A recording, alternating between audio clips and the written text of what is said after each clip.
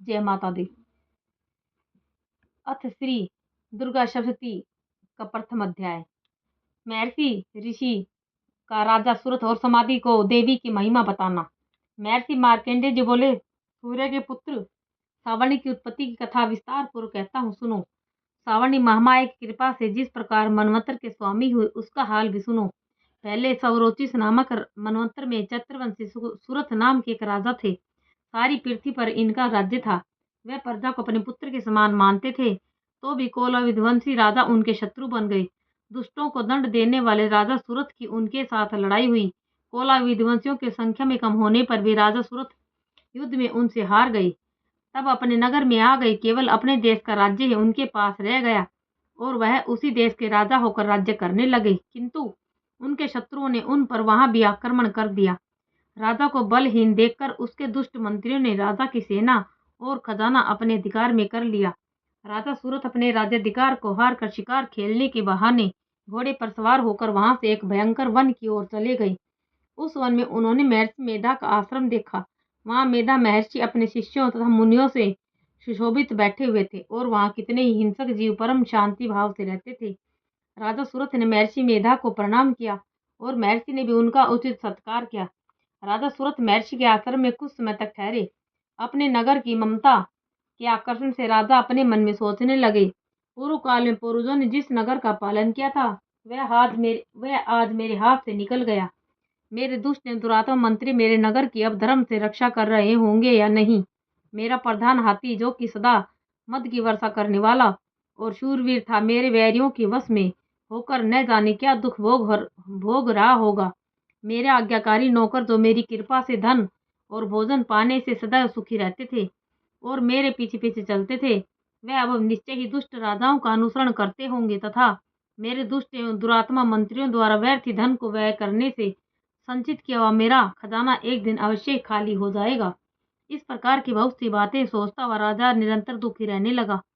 एक दिन राजा सूरत ने महर्षि मेधा के आश्रम के निकट एक वैश्य को देखा।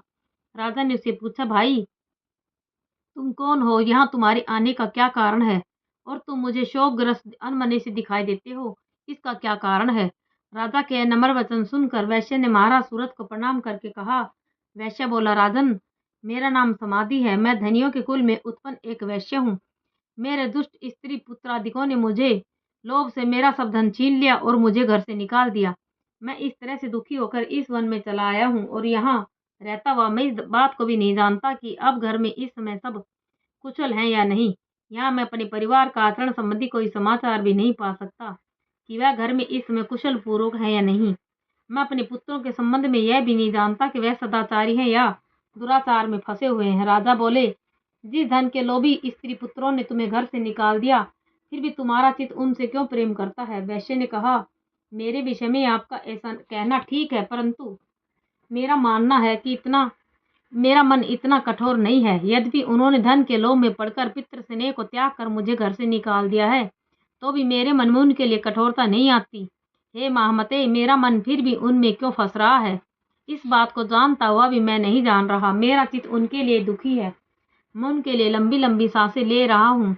उन लोगों में प्रेम नाम को नहीं है, फिर भी ऐसे निस्नेह के लिए मेरा हृदय कठोर नहीं होता। महर्षि मार्कंडेय जी ने कहा, हे ब्राह्मण।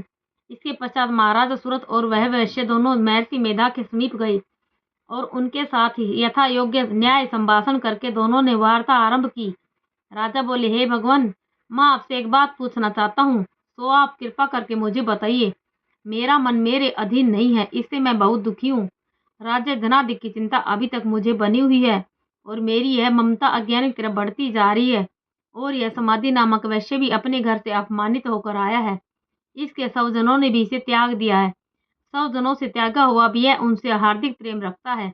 इस तरह हम दोनों ही दुखी हैं। हे महाभाग, उन लोगों के अवगुणों को देखकर भी हम दोनों के मन में उनके लिए ममता जनित आकर्षण उत्पन्न हो रहा है। हमारे ज्ञान रहते हुए भी ऐसा क्यों है? अज्ञानी मनुष्यों की तरह हम दोनों में यह मूर्खता क्यों है? महर्षि मेधा ने कहा, विषम मार्ग का ज्ञान सब जंतुओं को है। सबों के लिए विषय पृथक पृथक होते हैं। कुछ प्राणी दिन में नहीं देखते और कुछ रात को, परंतु कोई जीव ऐसे हैं जो दिन तथा रात दोनों में देख सकते हैं। यह सत्य है कि मनुष्य में ज्ञान प्रधान है, किंतु केवल मनुष्य ही ज्ञानी नहीं होता। पशु पक्षी आदि भी ज्ञान रखते हैं। जैसे पशु पक्षी ज्ञानी है, वैसे ही मनुष्य का ज्ञान है, और जो ज्ञान मनुष्यों में है वैसे ही पशु पक्षियों में है, तथा अन्य बातें भी दोनों में एक जैसी पाई जाती हैं। ज्ञान होने पर भी इन पक्षियों की ओर देखो, अपने भूख से पीड़ित बच्चों की चोंच में कितने प्रेम से अन्न के दाने डालते हैं। हे राजन, ऐसा ही प्रेम मनुष्य में अपनी संतान के प्रति पाया जाता है। लोभ के कारण अपने उपकार का बदला पाने के लिए मनुष्य पुत्रों की इच्छा करते हैं और इस प्रकार मोह के गड्ढे में गिरा करते हैं। भगवान श्री हरि की जो माया है, उसी से यह संसार मोहित हो रहा है। इसमें आश्चर्य की कोई बात नहीं, क्योंकि वह भगवान विष्णु की योग निद्रा है, और यह माया ही तो है जिसके कारण संसार मोह में जकड़ा हुआ है। यही महामाया भगवती देवी ज्ञानियों के चित्त को बलपूर्वक खींचकर मोह में डाल देती है, और उसी के द्वारा संपूर्ण जगत की उत्पत्ति होती है। यही भगवती देवी प्रसन्न होकर मनुष्य को मुक्ति प्रदान करती है। यही संसार के बंधन का कारण है और संपूर्ण ईश्वरों की भी स्वामिनी है। महाराज, सूरथ ने पूछा, भगवान, वह देवी कौन सी है जिसको आप महामाया कहते हैं? हे ब्राह्मण, वह कैसे उत्पन्न हुई और उसका कार्य क्या है? उसके चरित्र कौन कौन से हैं? प्रभो, उसका जैसा प्रभाव, जैसा स्वरूप है, सभी मुझसे कृपा कर मुझसे कहिए, मैं आपसे सुनना चाहता हूँ। महर्षि मेधा बोले, हे राजन, वह देवी तो नित्य स्वरूपा है, उसके द्वारा यह संसार रचा गया है, तब भी उसकी उत्पत्ति अनेक प्रकार से होती है। वह सब आप मुझसे सुनो। वह देवताओं का कार्य सिद्ध करने के लिए प्रकट होती है, उस समय वह उत्पन्न हुई कहलाती है। संसार को जल में करके जब भगवान विष्णु योग निद्रा का आश्रय लेकर शेषशैया पर सो रहे थे, तब मधुकैटभ नाम के दो असुर उनके कानों के मैल से प्रकट हुए और वह श्री ब्रह्मा जी को मारने के लिए तैयार हो गए। श्री ब्रह्मा जी ने जब उन दोनों को अपनी ओर आते देखा और यह भी देखा कि भगवान विष्णु योग निद्रा का आश्रय लेकर सो रहे हैं, तो वह उस समय श्री भगवान के जगाने के लिए उनके नेत्रों में निवास करने वाली योग निद्रा की स्तुति करने लगे। श्री ब्रह्मा जी ने कहा, हे देवी, तुम ही स्वाहा, तुम ही स्वधा और तुम ही वसटकार हो। स्वर भी तुम्हारा स्वरूप है, तुम ही जीवन देने वाली सुधा हो। नित्य अक्षर प्रणव में अकार उकार मकार, इन तीनों में माताओं के रूप में तुम ही स्थित हो। इनके अतिरिक्त जो बिंदु पथ अर्ध मात्रा है, जिसका विशेष रूप से उच्चारण नहीं किया जाता है, हे देवी, वह भी तुम ही हो। हे देवी, संध्या, सावित्री तथा परम जननी तुम ही हो। तुम इस विश्व को धारण करने वाली हो। तुमने ही जगत की रचना की है और तुम ही इस जगत का पालन करने वाली हो, और तुम ही कल्प के अंत में सबको भक्षण करने वाली हो। हे देवी, जगत की उत्पत्ति के समय तुम सृष्टि रूपा होती हो, पालन काल में स्थित रूपा हो और कल्प के अंत में संहार रूप धारण कर लेती हो। तुम ही महाविद्या, महामाया, महामेधा, महारात्रि, मोहरात्रि हो। श्री ईश्वरी और बोध स्वरूपा बुद्धि भी तुम ही हो। लज्जा, पुष्टि, तुष्टि, शांति और क्षमा भी तुम ही हो। तुम खड़ग धारणी, शूल धारणी, घोर रूपा तथा गदा, चक्र, शंख, धनुष के धारण करने वाली हो। बाण, भूसंडी, परिध यह भी तुम्हारे ये अस्त्र हैं। तुम सौम्य और सौम्यतर हो। यही नहीं, बल्कि जितनी भी सौम्य तथा सुंदर वस्तुएं इस संसार में हैं, उन सबसे बढ़कर सुंदर तुम हो, और अपर सबसे पर रहने वाली सुंदर तुम ही हो। हे सर्वस्वरूपे देवी, जो भी सत असत पदार्थ हैं, उनमें जो शक्ति है वह तुम ही हो। ऐसी अवस्था में भला तुम्हारी स्तुति कौन कर सकता है? इस संसार के सृष्टि, पालन और संहार करने वाले जो भगवान है, उनको भी जब तुमने निद्रा के वशीभूत कर दिया है, तो फिर तुम्हारी स्तुति कौन कर सकता है? मुझे भगवान विष्णु तथा भगवान शंकर को शरीर धारण कराने वाली तुम ही हो। तुम्हारी स्तुति करने की शक्ति किसमें है? हे देवी, तुम तो अपने इन उदार प्रभाव के कारण ही प्रशंसनीय हो। मधुर कैटभ जो भयंकर असुर हैं, इन्हें तुम मुंह में डाल दो और श्री हरि भगवान विष्णु को भी जल्दी जगा दो और उनमें इनको मार डालने की बुद्धि भी उत्पन्न कर दो।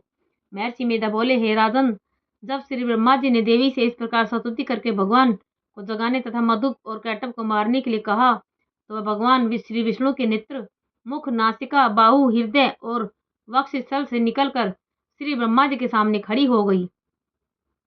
उनका ऐसा करना था कि भगवान श्री हरि तुरंत जाग उठे और दोनों असुरों को देखा, जो कि अत्यंत बलवान तथा पराक्रमी थे।